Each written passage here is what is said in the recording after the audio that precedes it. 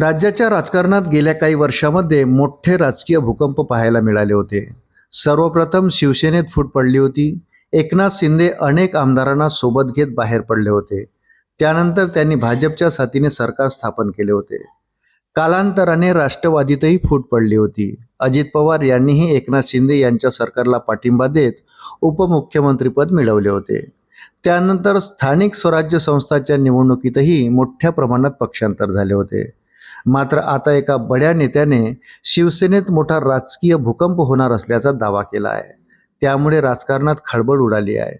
याबाबत आपण या व्हिडिओमध्ये सविस्तर जाणून घेऊया. राष्ट्रवादी शरद पवार पक्षाचे आमदार रोहित पवार यांनी केलेल्या दाव्याने राजकारणात खळबळ उडाली आहे.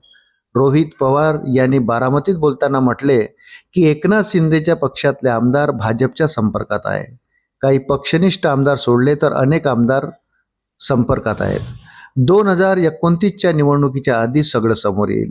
जवळपास 40च्या आसपास आमदार भाजपच्या संपर्कात आहे.